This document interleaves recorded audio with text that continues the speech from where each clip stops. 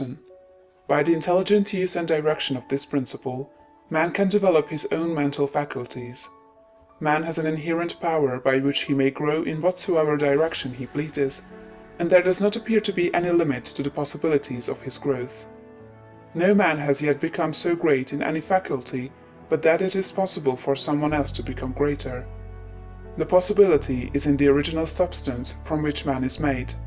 Genius is omniscience flowing into man. Genius is more than talent.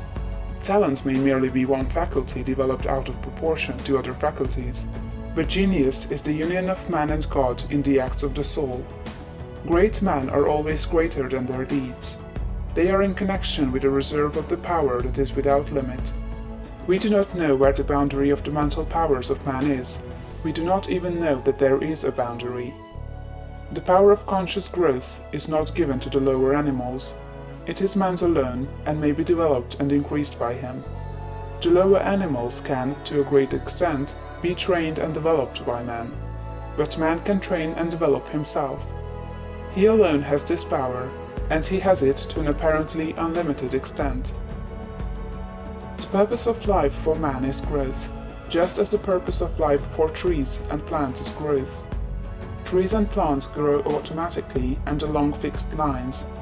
Man can grow as he will. Trees and plants can only develop certain possibilities and characteristics. Man can develop any power, which is or has been shown by any person, anywhere. Nothing that is possible in spirit is impossible in flesh and blood. Nothing that man can think is impossible in action. Nothing that man can imagine is impossible of realization. Man is formed for growth, and he is under the necessity of growing.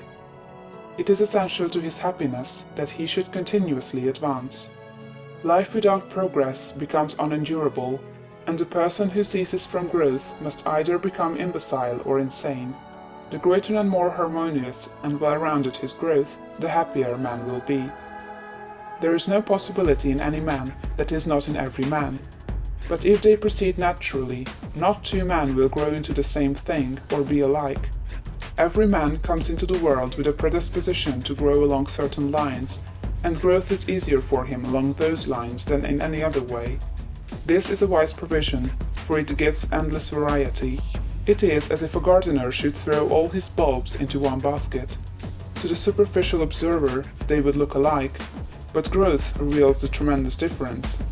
So of men and women, they are like a basket of bulbs. One may be a rose and add brightness and color to some dark corner of the world. One may be a lily and teach a lesson of love and purity to every eye that sees. One may be a climbing vine and hide the rugged outlines of some dark rock.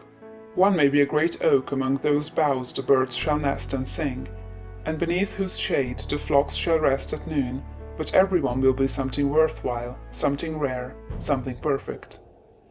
There are undreamed of possibilities in the common lives all around us in a large sense. There are no common people.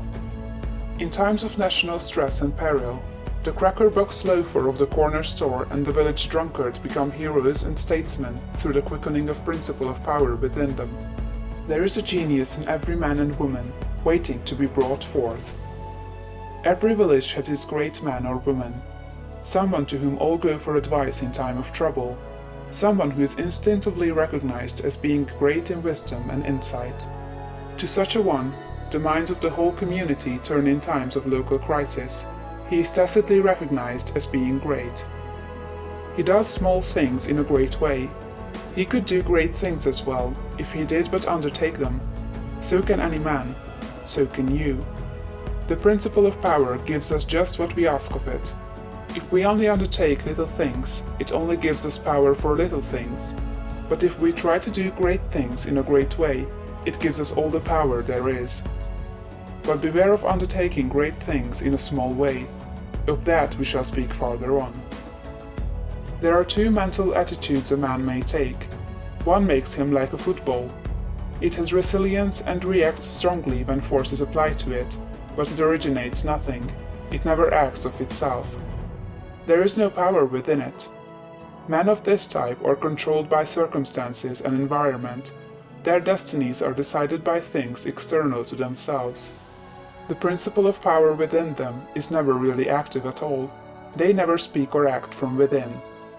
The other attitude makes man like a flowing spring. Power comes out from the center of him. He has within him a well of water springing up into everlasting life. He radiates force, highest felt by his environment. The principle of power in him is in constant action. He is self-active. He hath life in himself. No greater good can come to any man or woman than to become self-active. All the experiences of life are designed by Providence to force man and women into self-activity, to compel them to cease being creatures of circumstances and master their environment. In his lowest stage, man is the child of chance and circumstance and the slave of fear. His acts are all reactions resulting from the impingement upon him of forces in his environment. He acts only as he is acted upon. He originates nothing.